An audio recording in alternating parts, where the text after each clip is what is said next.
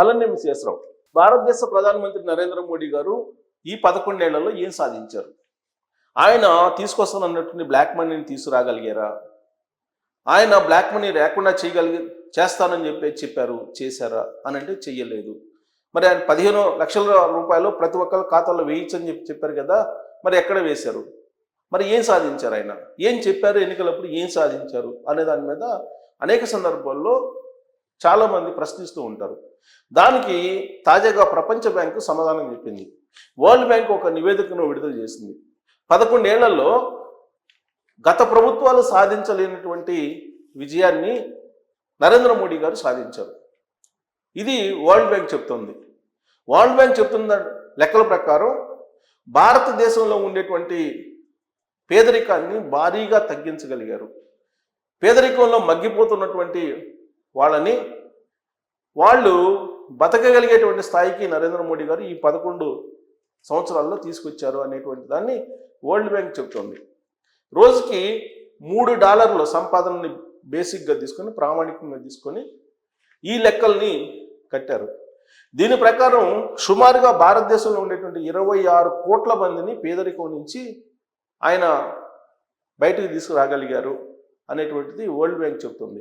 So world bank చెప్తున్నటువంటి నివేదిక ప్రకారం మనం చూస్తే కనుక 26 కోట్ల మందిని విముక్తి కలిగించారు పేదరికం నుంచి. దాని ప్రకారం మనం చూస్తే వరల్డ్ బ్యాంక్ నివేదిక ప్రకారం యాక్చువల్గా 2011 ఆ ప్రాంతాన ఉన్నటువంటి పేదరికం ప్రస్తుతం ఉన్నటువంటి దాన్ని మనం కనుక అంచనా వేస్తే చాలా వరకు పేదరికాన్ని తగ్గించగలిగారు నరేంద్ర మోడీ గారు అని చెప్పొచ్చు. సో వరల్డ్ బ్యాంక్ నివేదిక ప్రకారం 2011-12లో 27.1% ఉంది పేదరికం భారతదేశంలో. 2022-23 నాటికి 2022-23 నాటికి ఇది 5.3%కి వచ్చింది.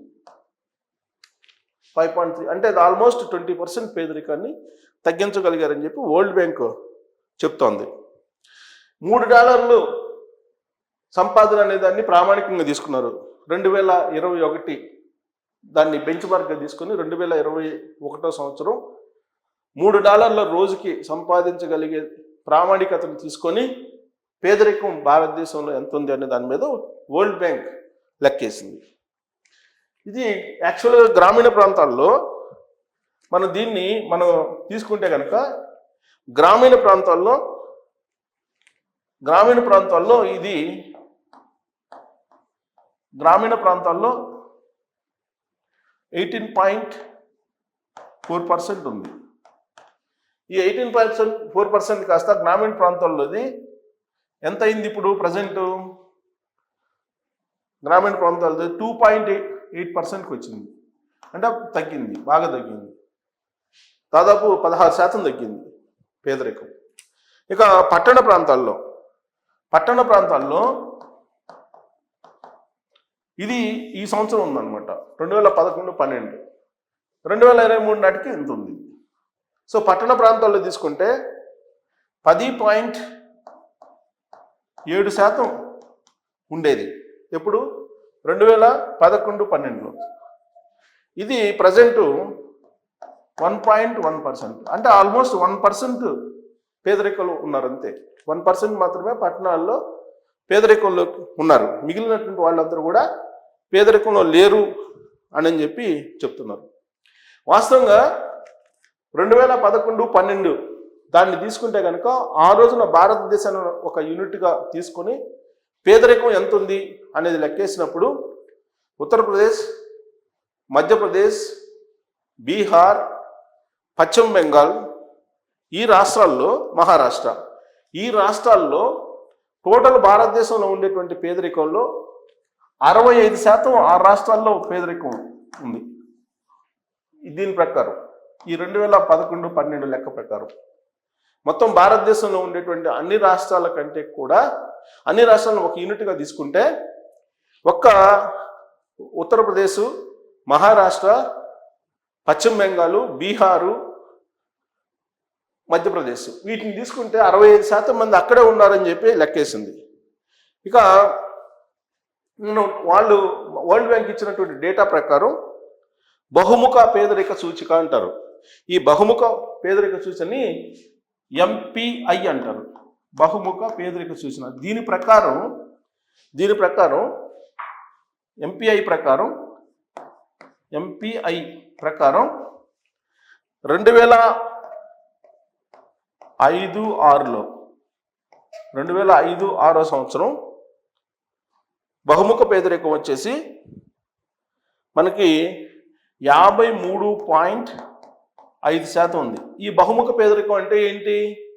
విద్య, వైద్యం, ఆహారం ఇవి అందకుండా ఉంటే మనం దీన్ని బహుముఖ పేదరికం కింద తీసుకుంటాం.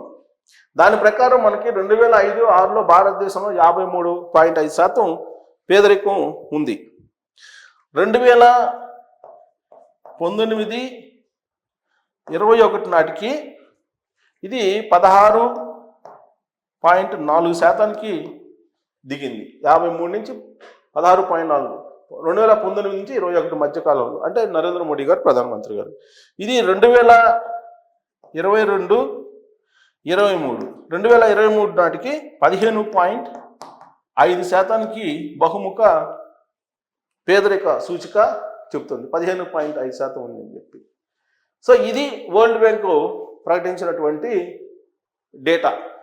అంటే ఆల్మోస్ట్ మనం తీసుకుంటే 26 కోట్ల మంది భారతీయుల్ని పేదరికం నుంచి నరేంద్ర మోడీ గారు ఈ 11 సంవత్సరాల్లో బయటికి తీసుకురాగలిగారు.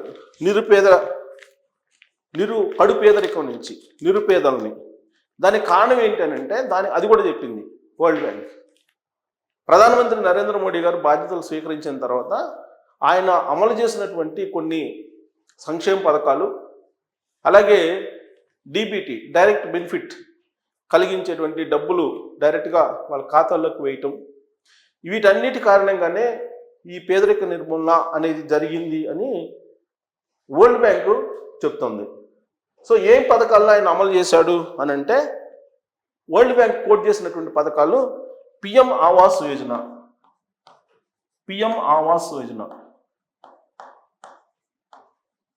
ఇది housing PM Awas, PM Ujjwal Yojana, ఇక ఆయుష్మాన్ భారత్ ఆరోగ్యానికి సంబంధించి ఆయుష్మాన్ భారత్, ఇవి బాగా పనిచేశాయి అని చెప్తున్నారు. అలాగే బ్యాంకింగ్ సేవలు పెరగడం, బ్యాంకింగ్ సేవలను పెంచారు. దీని కారణంగా కూడా పేదరికం తగ్గిందని చెప్తున్నారు. అలాగే డీబీటీ డైరెక్ట్ బెనిఫిట్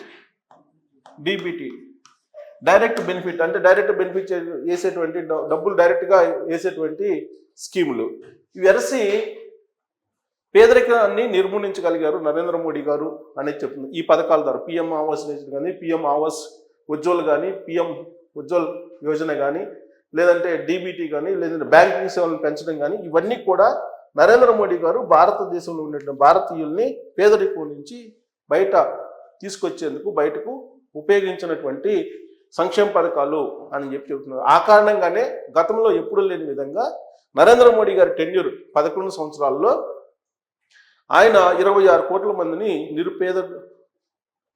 నిరుపేదల్ని బయటికి తీసుకురాగలిగారు అని చెప్తున్నారు.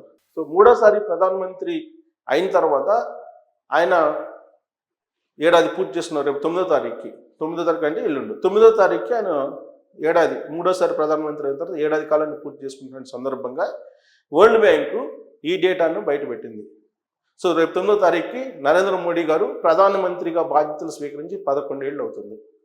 ఈ 11 ఏళ్లలో ఆయన సాధించింది ఏంటి అని చాలామంది అంటూ ఉంటారు. ఏం సాధించారు, ఆయన 2014 ఎన్నికల్లో ఏం చెప్పారు, ఏం సాధించారు అనేటువంటి ప్రశ్నలు వేసేటువంటి వాళ్ళకి వరల్డ్ బ్యాంక్ ఇచ్చినటువంటి డేటా ఇది. ఈ డేటాను బేస్ చేసుకుంటే ఆయన సాధించినటువంటి విజయం 26 కోట్ల మందిని పేదరికం నుంచి బయటకి తీసుకురాగలిగారు. మరి ఇది ఆయన సాధించినటువంటి విజయమా కాదా? దాని మీద మీ అభిప్రాయాన్ని తెలియజేయచ్చు. Thank you.